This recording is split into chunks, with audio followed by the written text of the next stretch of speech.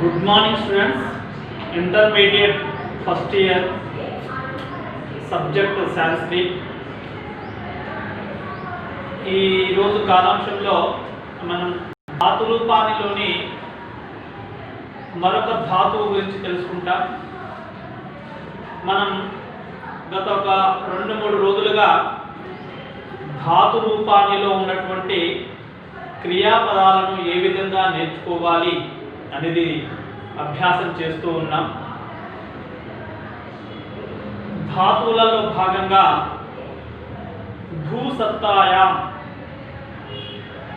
అనేటువంటి ఒక ధాతువు అంటే భవతి అనేటువంటి క్రియాపదం, భవతి అనేటువంటి క్రియాపదాన్ని భూసత్తాయాం అని యొక్క ధాతువు ఆధారంగా ఆ యొక్క ఏ విధంగా వర్తమాన కాలంలో మనం చదవాలి, భూతకాలంలో ఏ విధంగా ఆ ధాతువు నేర్చుకోవాలి, మరియు విద్యార్థకం అని అంటుంటాము, ఆజ్ఞార్థకం అనుకుంటాము. యొక్క విద్యాదిశుడు ఆజ్ఞార్థకం కానీ, అలాగే విత్ లింగ్ విద్యార్థకం కానీ, అలాగే మరియు భవిష్యత్ లుట్ అని మనకు ఒక 5 రకాలు ఉంటాయని తెలుసుకున్నాము. ఈ 5 రకాలని మనం సరిగా అభ్యాసం చేయాలి. ఇవి అత్యంత తేలికగా మనం నేర్చుకోవచ్చు. ఒక ధాతువు గురించి మనకు సరిగా అభ్యాసమైనట్లయితే మిగతా ధాతువులను తేలికగా మనం నేర్చుకోవచ్చు. ఈ యొక్క ధాతువులు అనేవి ముందే మనం అనుకున్నాం, ఒక క్రియాపదం లేకుండా వాక్య యొక్క నిర్మాణము సరిగా జరగదు.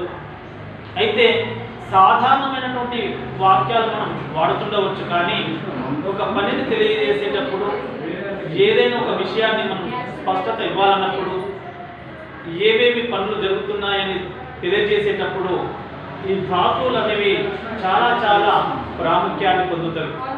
ఈ ధాతువుల ఆధారంగానే మనము ఈ యొక్క అనేకమైనటువంటి ఈ యొక్క కథలను వ్యక్తం చేసేటప్పుడు కానీ ఈ ధాతువుల యొక్క ప్రాధాన్యత ఉంటుంది. అందుకే వాక్య నిర్మాణానికి యొక్క చాలా చాలా ఒక వెన్నెముక లాంటిది అని కూడా మనం చెప్పవచ్చు. ఎందుకంటే ధాతువులు లేకుండా ఈ యొక్క వాక్యాలు అనేది సరిగా నిర్మాణం కాదు. కాబట్టి శబ్దాలు ధాతువులకు సంస్కృతంలో అంత ప్రాధాన్యత ఇవ్వడం జరిగింది. శబ్దాలు ధాతువులు కలిస్తేనే ఒక శుద్ధమైనటువంటి వాక్యం అనేది మనకు తయారవుతుంది. అలా ఈ యొక్క నిన్న మొన్న మరియు అంతకు ముందు కూడా ఒక భవతి అనేటువంటి క్రియాపదాన్ని ఏ విధంగా నేర్చుకోవాలి, వర్తమాన కాలంలో చెప్పాలి అనేది, మరియు ఇతర కాలములలో కూడా ఇంత ముందుకు చెప్పుకున్నాం. మన ప్రత్యేకంగా నిన్న ఈ యొక్క విద్యాదిశుడు అని అలా మనం చెప్పుకోవడం జరిగింది. ఆ యొక్క విద్యాదిశ లోటులో మనకు లోటులో అన్నప్పుడు భవతు, భవతాం, భవత్తు అనేటువంటి క్రియాపదాల గురించి తెలుసుకున్నాం. అలాగే ఈ యొక్క విధి లింగ్ అన్నప్పుడు భవే, భవేతాం, భవేయు అనేటువంటి ఆ యొక్క క్రియాపదాల గురించి తెలుసుకున్నాం. ఈరోజు కొత్త ధాతువు గురించి తెలుసుకోబోతున్నాం. దీన్ని కూడా మనము సరిగా అభ్యాసం చేయాలి. ఇక్కడ పట్ అనేటువంటి ధాతువు ఉన్నది. దాన్ని పట్ వ్యక్తాయాం వాచి అంటాం. పట్ వ్యక్తాయాం వాచి అని అంటాము. ఇది పటు ధాతువు అన్నమాట. యొక్క క్రియాపదం ఏమవుతుందంటే పఠతి అనేటువంటిది క్రియాపదం. ఇది బాగా గుర్తుంచుకోవాలి. పఠతి, ఇది పఠతి అనేటువంటి క్రియాపదము. పటు ధాతువు నుండి పఠతి వచ్చింది. అది ఏ విధంగా అభ్యాసం చేయాలి? మనకు సాధారణంగా ఇది గుర్తుండాలి. ఒకటి కేవలం ధాతు రూపం ఏంటంటే పటు వ్యక్తాయాం వాచి అని గుర్తించాలి. అంటే పటు వ్యక్తాయాం వాచి అని రాసి వెంటనే పఠతి అనేటువంటి శబ్దం వచ్చినట్లయితే ఓహో, ఈ యొక్క పఠతి అనేటువంటి శబ్దం ఆధారంగా మనం వర్తమాన కాలంలో క్రియాపదం ఉన్నదని అర్థం చేసుకోవాలి. పఠతి అంటే అది వర్తమాన కాలము. అలాగే నిన్న చెప్పుకున్న వాటిలో భవతి అనేటువంటి పదం ఉన్నది, అది వర్తమాన కాలము. మీరు తప్పనిసరిగా గుర్తుంచుకోవాల్సింది ఏంటంటే పఠతి, లిఖతి, గచ్చతి, ఆగచ్చతి, పిబతి, క్రీడతి ఇలాంటి పదాలు వచ్చినప్పుడు అవి తప్పనిసరిగా వర్తమాన కాలం సంబంధించినటువంటి క్రియాపదాలు. ఇవన్నీ కూడా క్రియలు. ఎందుకంటే ఈ క్రియలు ఏంటంటే వాక్యానికి ఎంతో ప్రాముఖ్యతను కలిగి ఉన్నవి. వాక్య నిర్మాణానికి మనకు క్రియలు కనుక చక్కగా అర్థం తెలిస్తే, కొన్ని పదాలకు క్రియాపదాలకు అర్థం తెలిస్తే దాన్ని ఎన్నో రకాలుగా ఉపయోగం అనేది మనకు ఉంటుంది. ఆ ఉపయోగం గురించే మనం ఇక్కడ తెలుసుకుంటున్నాం. అందుకే మనం నిన్న మొన్న అంతకుముందు చెప్పుకున్న దానిలో కేవలం భవతి అనేటువంటి ఒక శబ్దాన్ని, భవతి అనేటువంటి ఆ క్రియా శబ్దాన్ని మనం ఎన్ని రకాలుగా 5 కాలాల్లో ఏ విధంగా మనం రాయాలో తెలుసుకున్నాం. మీకు ఇక కేవలం భవతి ఇచ్చినప్పుడు భవతి, భవతః, భవంతి, భవసి, భవతః, భవత, భవామి, భవావః, భవామః ఏ విధంగా ఆ విధంగా చెప్పామో సేమ్ మనం పఠతి అనేటువంటి క్రియాపదానికి కూడా అదే విధంగా చెప్పాలి. మనం కేవలం ఇది ఒకటి గుర్తుంచుకుంటాం, పఠ వ్యక్తాయాం వాచి అని చెప్పేస్తాం. ఇక వర్తమానే లట్, ఈ వర్తమాన కాలంలో లట్ రూపము మనకు అలా పఠతి అనేటువంటిది ఇచ్చినప్పుడు మనం కేవలం ఈ 9 శబ్దాలు మాత్రమే చెప్తాం. మనం అభ్యాసం చేస్తే అత్యంత సులువుగా వస్తుంది. కేవలం మన పరీక్షలో పఠతి అనేది ఇస్తాడు. ఈ పఠతి ఇచ్చినప్పుడు మనం ఏం చేయాలి? పఠతి, పఠతః, పఠంతి, అదే పఠసి, పఠతః, పఠత, పఠామి, పఠావః, పఠామః అని మనం రాస్తాం. ఈ విధంగా రాయాల్సి ఉంటుంది. మన పరీక్షల్లో కేవలం పఠతి అనేటువంటి శబ్దం ఇస్తాడు. ఆ పఠతి అని ఇచ్చినప్పుడు ఇలా వర్తమానే లట్ అని రాయాలి. ఈ పైనకి రాయకుండా పర్వాలేదు, ధాతు రూపాన్ని, పటు వ్యక్తాయాం వాచి అనేవి ఇవి రాయకుండా పర్వాలేదు. కేవలం పఠతి అని ఇచ్చినప్పుడు ఈ యొక్క వర్తమానే లట్ అని రాసేసి ఈ ఏకవచనము, ద్వివచనము, బహువచనము, ప్రథమ పురుష, మధ్యమ పురుష, ఉత్తమ పురుష ఇవి వ్రాసుకొని మనం పూర్తి చేయాల్సి ఉంటుంది. కాబట్టి మనకు ఒక్క క్రియాపదాన్ని వర్తమాన కాలంలో ఏ విధంగా చెప్తామో తెలుసుకుందాం. ఇక్కడ వర్తమాన కాలంలో ఏ విధంగా చెప్తామనేది తెలుసుకుందాం. ఒకసారి చూడండి, నేను ఇక్కడ ఇవి షార్ట్కట్ల భాషను, ఏకవచనం అనేది, ద్వివచనం అనేది మీరు పూర్తిగా రాయాల్సి ఉంటుంది. మన పరీక్షలో కేవలం పఠతి అనేటువంటి ఒక శబ్దం ఇస్తాడు. అప్పుడు మనం ఏం చేయాలి? వర్తమానే లట, ఆ పఠతి అనగానే వర్తమానే లట అని చెప్పేశారు. అంతే. వర్తమానే లట ఏకవచనం, ద్వివచనం, బహువచనం, ప్రథమ పురుష, మధ్యమ పురుష, ఉత్తమ పురుష అని రాసేసి పఠతి, పఠతః, పఠంతి అని చెప్పాలి. పఠతి, పఠతః, పఠంతి, పఠసి, పఠతః, పఠతాం, పఠామి, పఠావః, పఠామః ఆ విధంగా చెప్పాలి. మనము ఈ యొక్క చెప్పేటప్పుడు చాలా జాగ్రత్తగా ఇవి చూడాలి, ఏ విధంగా ఉన్నవి అది ఒకసారి గమనిద్దాం. చూడండి, ఏకవచనం, ఏకవచనం లో పఠతి అని వచ్చింది. పఠతి,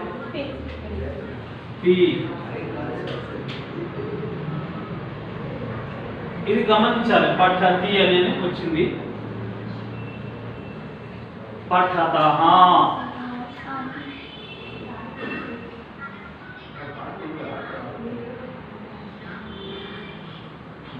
వర్తమాన కాలంలో కేవలము మనకి ఏమని వస్తుందంటే ఇలా తి, తహాంతి అని వస్తుంది.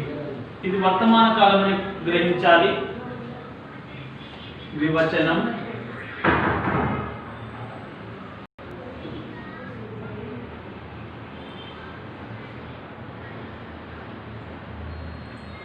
ద్వివచనం, బహువచనం.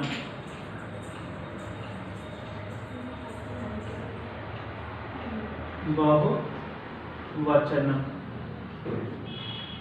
పఠతి, పఠతః, పఠంతి. పఠంతి.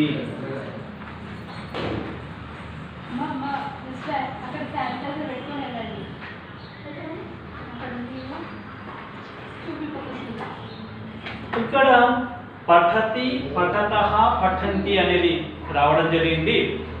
అలాగే పఠసి, పఠతః మా ఒత్తుతా, ఇది అంటే మామూలు కాకుండా పైన చూడండి, పైననేమో పఠతః వచ్చింది, ఇక్కడ పఠత, పఠతః అని చెప్పాలి. తేడా ఉంటుంది. అంటే మనం గ్రహించగలగాలి. మొదటి తీ ఉన్నప్పుడేమో పఠతి అని అన్నప్పుడేమో అది వర్తమాన కాలంలోని ఏకవచనము. ఇక ప్రథమ పురుష ఏకవచనంలో అది పఠతి అనేటువంటిది వస్తుంది. అలాగే ద్వివచనంలోకి వచ్చేసరికి పఠతః వస్తుంది, పఠతః వస్తుంది. బహువచనంకి వచ్చేసరికి పఠంతి అని వస్తుంది. బహువచనంకి వచ్చేసరికి ఏమవుతుంది? పఠంతి. అలాగే మధ్యమ పురుషంలో మనకు పఠసి వస్తుంది. ఇది గ్రహించాలి. పఠసి అని చెప్పాలి. పఠసి.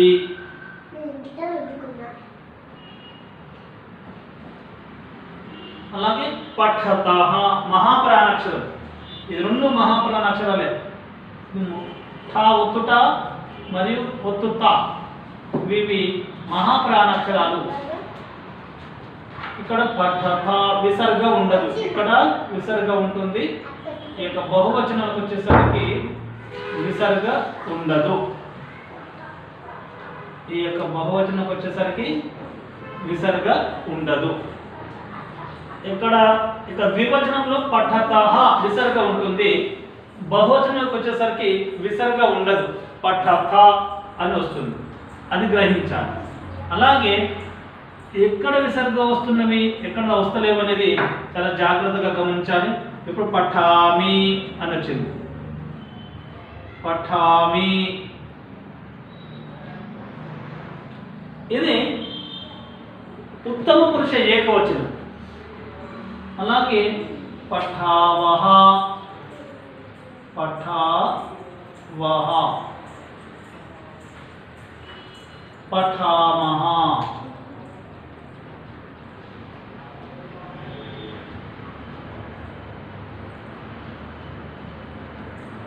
ఇవి ధాతు రూపాలలో ఇవి మనము చెప్పుకుంటున్నాం.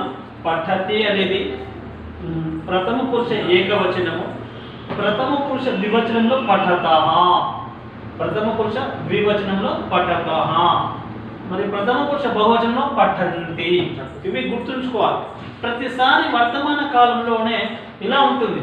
మనకు భవతి చెప్పుకున్నాం, ఇలా భవతి, భవతః, భవంతి అని చెప్పుకున్నాం.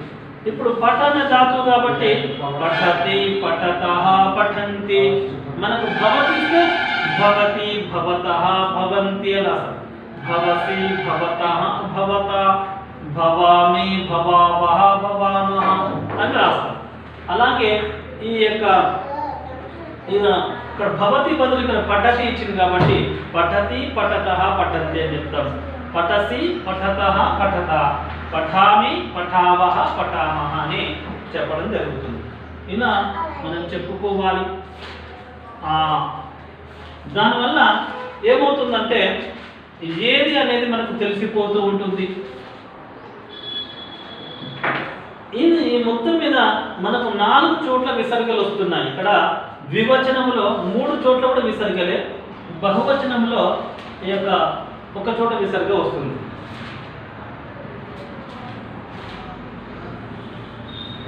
వర్తమాన కాలం అనేది మనకు క్రియాపదం ఆధారంగా ఇది వర్తమాన కాలం అని గుర్తిస్తాం. ఆ క్రియాపదం ఆధారంగా భూతకాలం అని గుర్తిస్తాం. ఆ క్రియాపదం ఆధారంగానే భవిష్యత్ కాలాన్ని మనం గుర్తిస్తాం. మనకు వచ్చేటువంటి వాటిని మనం సరిగా నేర్చుకోవాలి. ఇవి 1-2 సార్లు మనం చదవగా తేలికైపోతుంది. మనము ఇక కేవలం పఠతి ఇది ఒకటి నేర్చుకోవాలంటే చూడండి, పఠతి పఠతః పఠంతి, 2-3 సార్లు చదవాలన్నమాట. పఠతి పఠతః పఠంతి, పఠసి పఠతః పఠథ, పఠామి పఠావః పఠామః. క్రియాపదము ఆ పఠతి అనేది ఒకటే, దీనికి 2 అర్థాలు ఉంటవి. మీరు గుర్తుంచుకోండి. ఈ యొక్క పఠతి అనేటువంటి పదానికి ఈ యొక్క అర్థాలు ఎన్ని ఉన్నాయో చూద్దాం. ఇక్కడ ఒకసారి గమనిద్దాం. సాధారణంగా పఠతి అనేటువంటి పదానికి 2 అర్థాలు ఉంటాయి. ఉదాహరణకి ఇక్కడ చూద్దాం. పఠతి, ఇవి నేర్చుకుంటాము, కానీ కొంత ఇది ఎందుకు ఉపయోగం ఇది అంటే దాని ఉపయోగాన్ని మనం నేర్చుకునే ప్రయత్నం చేద్దాం. పఠతి అంటే చదువుచున్నాడు,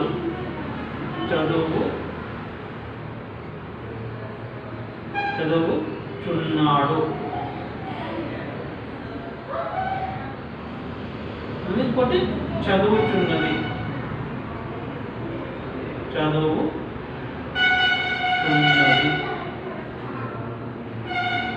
ఈ పఠతి అనేటువంటి పదానికి 2 అర్థాలు. చదువుచున్నాడు, చదువుచున్నది. చదువుచున్నాడు అనేది పుంలింగంకి ఉపయోగిస్తాము, చదువుచున్నది అనేది స్త్రీలింగానికి ఉపయోగిస్తాము. మనము ఇక్కడ చదువుచున్నాడు, చదువుచున్నది. చదువుచున్నది అంటే స్త్రీలింగ స్త్రీలకు సంబంధించినప్పుడు ఈ పదం ఉపయోగిస్తాం. పఠతి అనేది ఒకటే క్రియాపదం, సంస్కృతంలో ఒకటే క్రియాపదం, కానీ మనం 2 అర్థాలను తీసుకుంటున్నాం. అదే ఇక్కడ మనం విశిష్టత ఏంటంటే తెలుగులో అయితేనేమో చదువుచున్నాడు, చదువుచున్నది అంటాం, కానీ ఇంకా సపరేట్ క్రియాపదం. సంస్కృతంలో మొత్తం క్రియాపదం ఒకటే, కానీ అర్థాలు 2గా మనం భావిస్తూ ఉంటాము. ఎట్లనో ఒకసారి చూద్దాం. ఇక్కడ ఉదాహరణకు ఇక సహ పఠతి, సహ అనేటువంటి క్రియాపదం తీసుకుంటాం. సహ అంటే అతడు, సహ పఠతి. సహ పఠతి అంటే సహ అంటే అతడు చదువుచున్నాడు అంటాము. ఈ సహ పఠతి అంటే ఇక్కడ అర్థమైంది అతడు చదువుచున్నాడు, అతడు చదువుచున్నాడు. ఇప్పుడు సా అంటే ఆమె,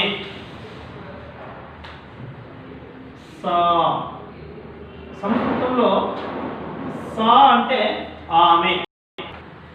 సా పఠతి అంటున్నాను ఇక్కడ చూడండి. పఠతి, సా పఠతి అంటే ఇప్పుడు ఏమన్నాలి? అసలు పైన సహ పఠతి అంటేనేమో అతడు చదువుచున్నాడు వచ్చింది, మళ్ళీ సా పఠతి అంటున్నాను. క్రియాపదంలో మారలే, ఇక సా ఇక కర్తలో మారింది. కర్త అంటే ఆ యొక్క చదివేటువంటి వాడు, కాబట్టి సా పఠతి అంటే ఆమె చదువుచున్నది, ఆమె చదువుచున్నది, ఆమె చదువుచున్నది. ఇక్కడ సహ పఠతి అంటే అతడు చదువుచున్నాడు, సా పఠతి ఆమె చదువుచున్నది, ఆమె చదువుచున్నది అనేటువంటిది అర్థం వచ్చిందనమాట. అంటే క్రియాపదము మనకు ఇక్కడ కేవలం ఒక పఠతి అనే క్రియాపదం ఉన్నది. ఈ క్రియాపదానికి మనము సాధారణమైనటువంటి అర్థం తీసుకున్నప్పుడు ఈ యొక్క సహ పఠతి అంటే అతడు చదువుచున్నాడు, సా పఠతి అంటే ఆమె చదువుచున్నది అని వచ్చింది. మళ్ళీ ఈ యొక్క కహ పఠతి అని కూడా తీసుకోవచ్చు. ఎవరు చదువుతున్నాడు, ఎవరు చదువుతున్నారో కూడా ఈ విధంగా తీసుకుంటాం. అలా ఒకటే క్రియాపదము మనం ఇన్ని యొక్క వాక్యాలలో ప్రయోగిస్తున్నాం. అంటే ఇక్కడ శబ్దం ఇది, సహ అనేది శబ్దము. అలా అదేవిధంగా ఇక్కడ రామ అని కూడా తీసుకోవచ్చు. అతడు చదువుతున్నాడు బదులు రామ పఠతి అని అనుకో, అంటే రాముడు చదువుతున్నాడు అని అర్థం. అలాగే రమా పఠతి అని అనుకో, రమ చదువుచున్నది అని అర్థం. ఇక్కడ తేడా ఏమిటి? క్రియాపదంలో మార్పు జరుగుతలేదు, కానీ కర్తలో మార్పు జరుగుతున్నది. అంటే ఎవరైతే ఈ యొక్క శబ్దము అంటాం వాటిని రామ శబ్దం కానీ, రమా శబ్దం కావచ్చు, సీతా శబ్దం కావచ్చు, ఇక లీలా శబ్దం కావచ్చు, ఏ శబ్దం అయినప్పటికీ కూడా ఆ శబ్దానికి క్రియాపదం జోడిస్తే వాక్యం అయిపోతుంది వెంటనే. ఇక్కడ చూడండి, అతడు చదువుచున్నాడని, అలాగే రామ పఠతి అనిస్తే రాముడు చదువుచున్నాడని వస్తుంది. సీత పఠతి అని అనుకో, సీత చదువుచున్నది అని వస్తుంది. ఇలా ఇక ఏ భిన్నమైనటువంటి వాక్యాలు అనేవి వస్తూ ఉంటుంది. అయితే ఇక ఏకవచనం మాత్రమే తీసుకున్నాం. మరి ద్వివచనం వచ్చేసరికి ఏం చేయాలి? ఇక శబ్దం కూడా ద్వివచనం ఉండాలి. ఇక శబ్దం కూడా ద్వివచనం ఉండాలి, అది గ్రహించాలి. ఇక శబ్దం ఏంటిది? శబ్దం అన్నప్పుడు ఇక సహ అన్నప్పుడు ఇక ఆ శబ్దానికి కూడా ద్వివచనం కూడా ఉంది. ఈ సహ అనే శబ్దం సహ తౌ అని చెప్పాలి. తౌ అని అంటే వారిద్దరు అని అర్థం వస్తుంది. సంస్కృతంలో సహ అంటే అతడు, తౌ అంటే వారిద్దరు. తౌ తౌ అంటే వారిద్దరు. తౌ పఠతః అనాలి, వారిద్దరు చదువుతారు అని వస్తుంది. ఇది మూడు తీసుకుందాం. తౌ పఠతః, తౌ పఠతః అంటే వారిద్దరు చదువుతున్నారు, వారిద్దరు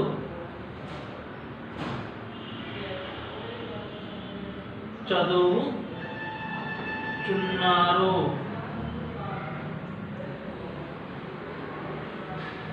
ఇప్పుడు ఈ తౌ పఠతః అని తీసుకున్నాము.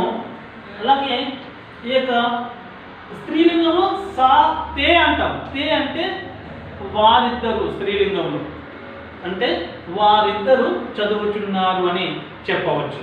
ఇలా సహ పఠతి, తౌ పఠతః, సా పఠతి, తే పఠతః అని చెప్తాం. ఇక తే అనేది స్త్రీలింగ వివచనము, అలాగే పుంలింగ వచనం కూడా తేనే. ఇక్కడ కన్ఫ్యూజ్ కావద్దు. అలా మనకు శబ్దాల్లో వచ్చినప్పుడు సహ తౌ తే, తం తౌ తా అని వస్తుంది. మీకు రామ, రామౌ, రామా అని వచ్చినట్లనే ఇక్కడ సహ తౌ తే అని వస్తుంది. అలాగే స్త్రీలింగ శబ్దం అయితే సా తే తా అని వస్తుంది. ఇట్లా మనకు ఈ యొక్క మూడు క్రియాపదాలు అంటే ఏకవచనము, వర్తమాన కాలం, ద్వివచనము, బహువచనం. ఇప్పుడు తౌ వారిద్దరు చదువుచున్నారు వచ్చింది. తే పఠంతి, తే తీసుకున్నాం అనుకోండి, తే అన్నది బహువచనము. తే పఠంతి అంటే వారందరూ. తే అంటే బహువచనము, ఇది పుంలింగ బహువచనము. మన స్త్రీలింగ బహువచనం వేరే విధంగా ఉంటుంది. కాబట్టి ఇక్కడ వారందరూ అంటే సహ అంటే అతడు, తౌ అంటే వారిద్దరు అని వచ్చింది. తే అంటే వారందరూ, వారందరూ చదువుచున్నారు అని ఇక్కడ వస్తుంది. వారందరూ, వారందరూ చదువుచున్నారు.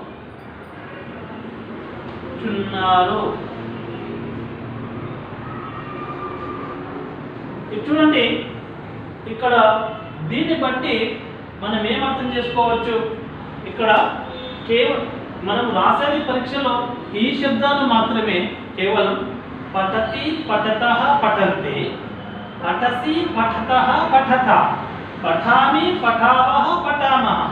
అయితే ఇవి ఎందుకు మరి ఇవి మనం చదువుతున్నాం?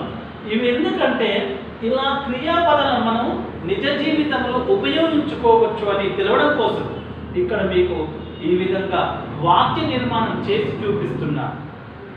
ఈ వాక్య నిర్మాణం చేస్తే మనకు దాని యొక్క ఉపయోగం అనేది తెలుస్తుంది. కాబట్టి సహ పఠతి అతడు చదువుతున్నాడు, సా పఠతి ఆమె చదువుచున్నది, అలాగే తౌ పఠతః వారిద్దరు చదువుతున్నారు, తే పఠంతి వారందరూ చదువుతున్నారు. ఈ తే అనేటువంటి దాన్ని పఠంతికి ఉపయోగించాము. ఈ విధంగా మనం ఉపయోగించినట్లయితే ఇక చక్కగా మనం పూర్తి చేసుకోవచ్చు. అందుకోసము వర్తమాన కాలం అనేది మనము ఇక సరిగా అర్థం చేసుకోగలగాలి. ఇక మనకు మధ్యమ పురుషము, ఉత్తమ పురుషం అనేది ఓన్లీ ప్రథమ పురుషం అనే దాని నుంచి మనం చెప్పుకో. ప్రథమ పురుషం అనేది ఇతరులను ఉద్దేశించి చెప్పడం కోసము ఇవ్వబడ్డది. ప్రథమ పురుష అంటాం, సంస్కృతంలో అయితే పురుష, ప్రథమ పురుష అని అంటాము. ఇక అది ఇతరులను ఉద్దేశించి. మధ్యమ పురుషం మాత్రం అది మధ్యం అంటే ఎదుటి వాళ్ళు అన్నమాట. కాబట్టి ఎదుటి వాళ్ళని ఉద్దేశించి వాక్యం చెప్పాలన్నప్పుడు మనం కంపల్సరీ ఈ క్రియాపదంలో సి అనే పదాన్ని ఉపయోగించాలి. ఇక తప్పనిసరిగా ఇది మాత్రం ఉపయోగించాలి. ఉత్తమ పురుషకు వచ్చేసరికి మన గురించి కాబట్టి మనం చేస్తున్నట్టుగా ఉండాలి, ఇది గ్రహించాలి. అయితే ఈ విధంగా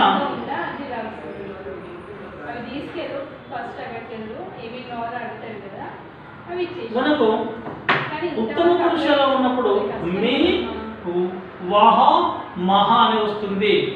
మనం ఏమైనా తేలికైన పదాలు చెప్పాలి, మనం చేస్తున్నట్టు చెప్పాలనుకోండి. ఇప్పుడు అహం, ఆవా, వయం ఈ 3 శబ్దాలు మనకు తెలిసి ఉండాలి. అహం అంటే నేను, అహం అంటే నేను.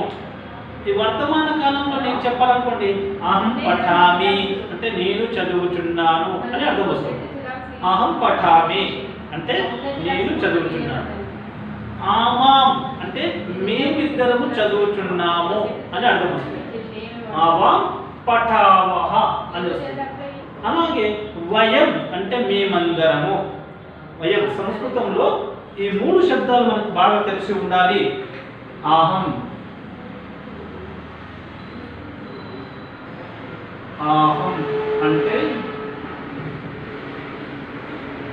అహం అంటే నేను. ఆవాం, ఆవాం అంటే మేమిద్దరం. వయం, వయం అంటే మేమందరం, మేమందరం.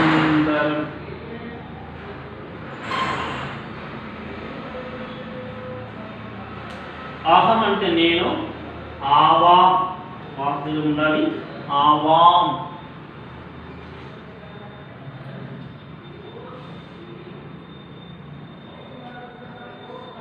ఆవాం అంటే ఈ యొక్క మేమిద్దరం, వయం అంటే మేమందరం. ఈ 3 శబ్దాల యొక్క అర్థాలు తెలిసి ఉండాలి.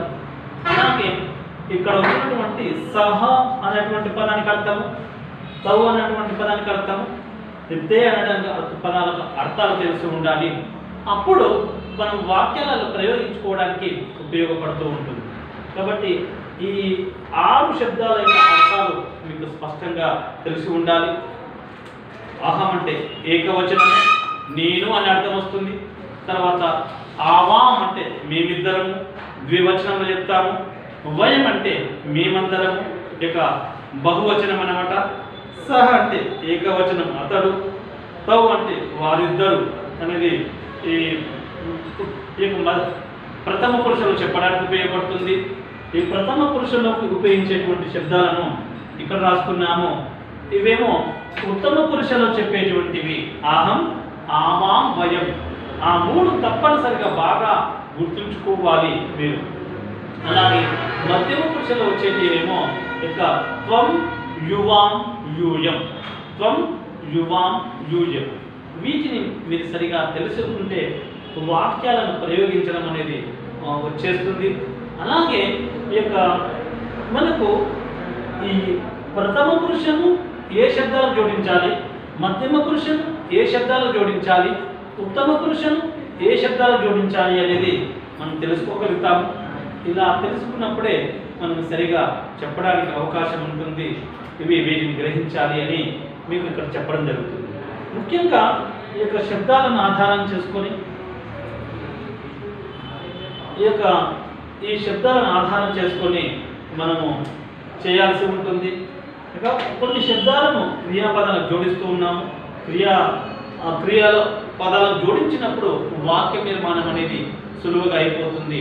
అప్పుడు మనం ఇక్కడ శబ్దం అవే ఉంచి క్రియాపదాన్ని మార్చినప్పుడు వేరే వేరే వాక్యాలు వస్తాయి. ఇక్కడ ఉదాహరణకు పఠతి అని తీసుకున్నాం కదా, సహ పఠతి బదులు ఇప్పుడు సహ లిఖతి అని తీసుకున్నాం అనుకో. ఇక్కడ పఠతి అనే క్రియాపదం ఉంది, కానీ పఠతి బదులు లిఖతి అని తీసుకున్నాం అనుకో, అతడు అతడు లిఖతి అంటే వ్రాయుచున్నాడు అని అర్థం వస్తుంది.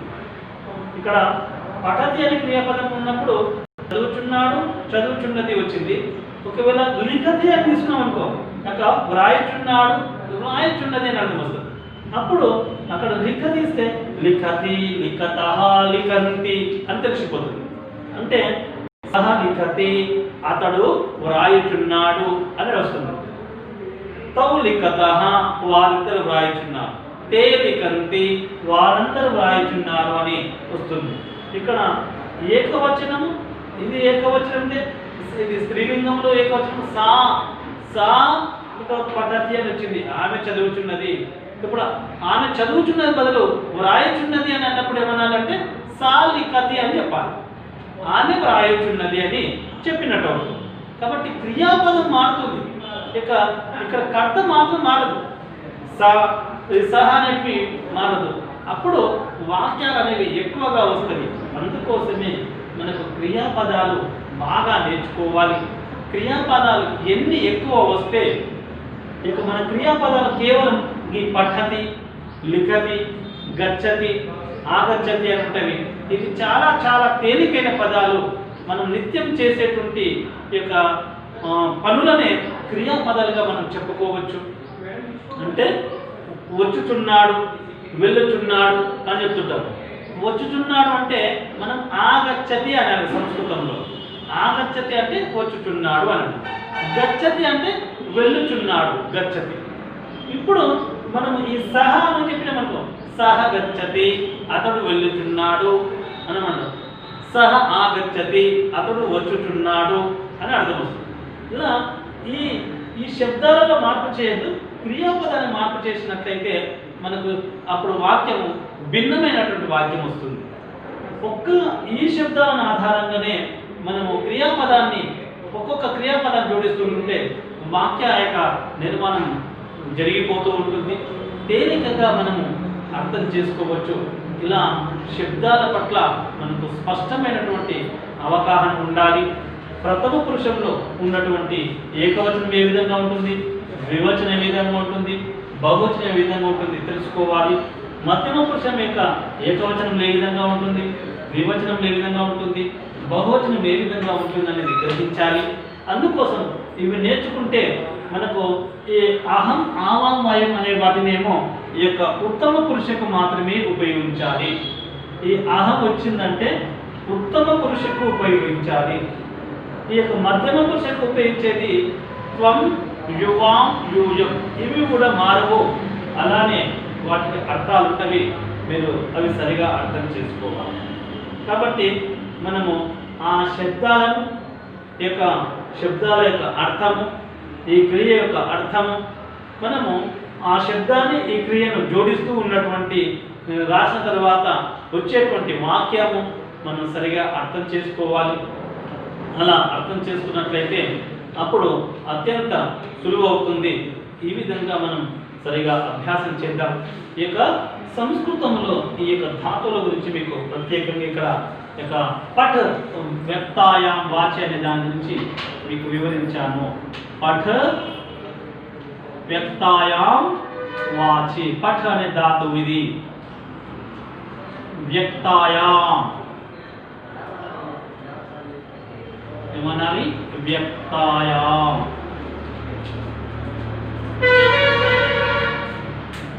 అటు వ్యక్తాయాం వాచి.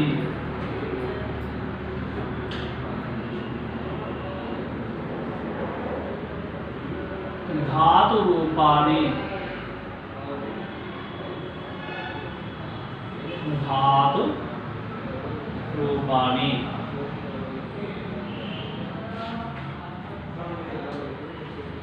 ఇవి యొక్క ముఖ్యంగా మనకు చాలా తక్కువ ధాతువులు ఇవ్వడం జరిగింది. ఈ ధాతువులు ఇక ఇంటర్మీడియట్ ఫస్ట్ ఇయర్ నందు కొన్ని ధాతువులే ఇవ్వడం జరిగింది. ఈ ధాతువులను బాగా ప్రాక్టీస్ చేయాలి. శబ్దాలు, ధాతువులు.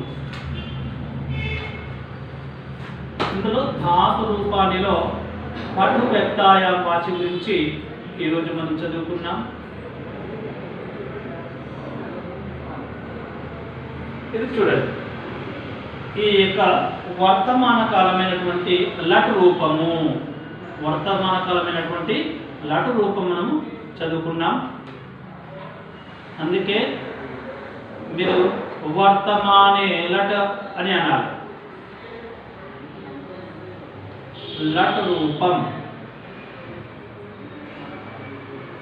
మీకు ముందే చెప్పాను. కేవలం దీనికి పరీక్షల దృష్ట్యా మనకి ఏమైనా వస్తుందంటే పద్ధతి అనేటువంటి ఒకటే శబ్దం వస్తుంది. ఈ యొక్క పద్ధతి అనేటువంటి ఆ శబ్దము దేనికి సంబంధించినంటే వర్తమాన కాలంలో అని గ్రహించాలి. ఇక ఈ పద్ధతి అనేది ఒకటి ఇచ్చినట్లయితే వెంటనే మనం వర్తమాన ఎల్లటం రాసి ఏకవచనం, ద్వివచనం, బహువచనం రాస్తూ ఇక ప్రథమ పురుషము, మధ్యమ పురుషము, ఉత్తమ పురుషము రాస్తూ ఇలా పూర్తిగా రాయాలి. పఠతి, పఠతః, పఠంతి, పఠసి, పఠతః, పఠతా, పఠామి, పఠావః, పఠామః అని ఈ విధంగా రాయాల్సి ఉంటుంది. మీరు సరిగా అభ్యాసం చేయండి. ఈ విధంగా ఒక ధాతువును మనం సరిగా అభ్యాసం చేసినట్లయితే అది తేలికగా మనకు వచ్చేస్తుంది. మీరు ముఖ్యంగా ఈ ధాతువులలో ఉండేటివి ఏంటి అంటే కేవలం ఒక క్రియాపద శబ్దం మాత్రమే ఉంటుంది. ఒకటే క్రియాపద శబ్దము ఉంటుంది. అది ఏకవచనంలో, ద్వివచనంలో, బహువచనంలో మార్పు అనేది జరుగుతూ ఉంటుంది. మనం ముందే చెప్పుకున్నాం. ఇక్కడ ఉదాహరణకు ఇక వర్తమానే అల్లాటని చెప్పిన పటు వ్యక్తాయాం వాచి, వ్యక్తాయాం వాచి అని చెప్పుకున్నాం ఇక్కడ. కాబట్టి ఉదాహరణకు ఇక్కడ పఠతి అని వచ్చింది కాబట్టి ఈ పఠతి అనేటువంటిది వస్తే కేవలం ఈ పఠతి అనేది వచ్చినట్లయితే మనము చేయాల్సిన పని ఏంటి? ఈ పటు వ్యక్తాయాం వాచి ఇవ్వడు, ఇది రాయాల్సినటువంటి అవసరం లేదు.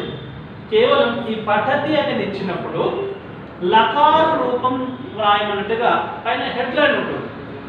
ఇక్కడ ఒక 4 శబ్దాలు ఇస్తాడు. చూసంటివి ఈ 4 క్రియాపదాలు, పఠతి కానీ, అలిఖతరి కానీ, అలాగే భవతి కానీ ఇలా ఇస్తుంటే ఈ పఠతి అని ఇచ్చినప్పుడు వెంటనే మనం ఇది మొత్తం రావాలి. పఠతి అని ఇవ్వగానే పఠతి, పఠతః, పఠంతి అని రాయాలి. అంతే.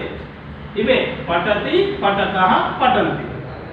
కాకపోతే ఏకవచనము, ద్వివచనము, బహువచనము రాసుకోవాలి. ఇవన్నీ వ్రాయాల్సిన అవసరం లేదు. ఇక్కడ అహం, అవాం, అభయం ఇవన్నీ వ్రాయాల్సిన అవసరం లేదు. కేవలం ఈ వాక్యాలు అర్థం కావడం కోసం మాత్రమే మీకు వివరించాను. మనం చేయాల్సిన పని ఈ యొక్క పఠతి అనేటువంటి పదం ఇచ్చినప్పుడు ఇక ఏకవచనం, ద్వివచనం, బహువచనం రాసుకోవాలి. అలాగే ప్రథమ పురుష, మధ్యమ పురుష, ఉత్తమ పురుష రాసుకుంటాము. ఇక్కడ మొదలు పెడతాము. ఇక్కడ పూర్తిగా రాయాలి, సగం రాయకూడదు. ప్రథమ పురుష, మధ్యమ పురుష, ఉత్తమ పురుష అని రాయాలి. అలాగే రాసి పఠతి, పఠతః ఎక్కడ విసర్గలు వస్తుంది గమనించండి. పఠతః, పఠంతి మామూలుత, మళ్ళీ పఠసి, పఠతః మహాప్రాణాక్షరం తః, అక్కడేమో తః, ఇక్కడ థః అని చెప్పాలి. పఠసి, పఠతః, పఠథ అని చెప్తాం. పఠామి, పఠావః, పఠామః అని చెప్తాం. పఠామి, పఠావః, పఠామః అని చెప్పాల్సి ఉంటుంది. ఈ విధంగా మనం వ్రాయాలి, అభ్యాసం చేయాలి. సరిగా అభ్యాసం చేసినట్లయితే ఇవి తేలికగా వస్తాయి. ఈ విసర్గలు మనం సరిగా సూచించాలి. మనకు ఆ విధంగా వస్తుంది. ఇక్కడ కూడా ఆ విధంగా పఠతః ఈ విధంగా మనం వ్రాయాలి. ఇక్కడ ఇవి గమనించండి, మధ్య మధ్యన వస్తుంటవి. ఇవి 4 చోట్ల మాత్రమే విసర్గలు ఉన్నవి. మిగతా చోట్లంతా సాధారణంగా మీరు ఏకవచనం నందు ఏ విధంగా ఉంటుందో గ్రహించాలి. ఈ ప్రథమ పురుష ఏకవచనంలో ఎప్పుడు కూడా పఠతి, లిఖతి, గచ్చతి తీ మాత్రమే ఉంటుంది, మామూలు తీ ఉంటుంది. అలాగే ఈ యొక్క మధ్యమ పురుష ఏకవచనంలో సి ఉంటుంది. ప్రథమ పురుష ఏకవచనంలో తీ ఉంటే అక్కడ ఉన్నటువంటి క్రియాపదానికి సి వస్తుంది అంతే. అది మధ్యమ పురుష ఏకవచనం అని వెంటనే చెప్పుకోవచ్చు, అది గుర్తుంచుకోవాలి సూత్రంలాగా. అందుకోసము ఈ యొక్క సి వచ్చిందంటే అది ఎదుటి వాళ్ళని ఉద్దేశించే. ఉదాహరణకు త్వం లిఖసి, నీవు రాయుచున్నావు అని చెప్పడం. త్వం పఠసి, నీవు చదువుచున్నావు. త్వం గచ్చసి, నీవు వెళ్ళుచున్నావు. ఇట్లా క్రియాపదం సి వచ్చిందంటే అది మధ్యమ పురుష ఏకవచనమే అని గుర్తుంచుకోవాలి. ఇక తహ అని వచ్చిందంటే మధ్యమ పురుష ద్వివచనము. అందుకోసము ఫస్ట్ ఈ 9 శబ్దాలు మనకు చక్కగా నోటికి వచ్చినట్లయితే వెంటనే మనం గుర్తుపట్టడానికి కొంచెం అభ్యాసం చేయగా ఈ శబ్దం ఏమిటి అనగానే మన మనసుకు స్ఫురణకు వస్తుంది వెంటనే. అట్లా గుర్తుంచుకోవాలి. మహా అని వచ్చినప్పటికి పఠామహ చదువు. పఠామహ అంటే చదువు, మనమందరం వయం పఠామహ అని వస్తుంది, మేమందరము చదువుచున్నాము అని వస్తుంది. అలా వయం లిఖామహ, మేమందరం రాయుచున్నాము అని వస్తుంది. ఇది బహువచనం, ఉత్తమ పురుష బహువచనం అని మీరు గ్రహించాలి. ఇలా మీరు చక్కగా శబ్దాలని ఈ యొక్క ధాతువుని చక్కగా నేర్చుకొని ఈ యొక్క శబ్దానికి ఈ యొక్క ధాతు జోడించినప్పుడు ఏ విధంగా క్రియారూపం అవుతుంది, వాక్య రూపం అవుతుందో తెలుసుకున్నారు. ఈ కాలాంశంలో మనం కేవలం ఈ యొక్క ధాతు రూపాలలోని పట్ వ్యక్తాయాం వాచే అనేటువంటి ఒక క్రియము సంబంధించినటువంటి దాన్ని, వర్తమాన కాలం సంబంధించిన దాన్ని మాత్రమే ఇక్కడ మనం తెలుసుకున్నాం. ఇలా మళ్ళీ ఇక నిన్న ఉన్న భవతి అనేటువంటి క్రియాపదానికి ఏ విధంగా వర్తమాన కాలం, భూతకాలం ఏ విధంగా రాయాలో తెలుసుకున్నాము. రేపు కూడా ఇది భూతకాలం గురించి, భవిష్యత్ కాలం గురించి సరిగా తెలుసుకునే ప్రయత్నం చేద్దాం. ఇలా మీరు చక్కగా అభ్యాసం చేయండి. ఆ విధంగా అభ్యాసం చేసినట్లయితే మీకు సులువుగా వస్తుంది.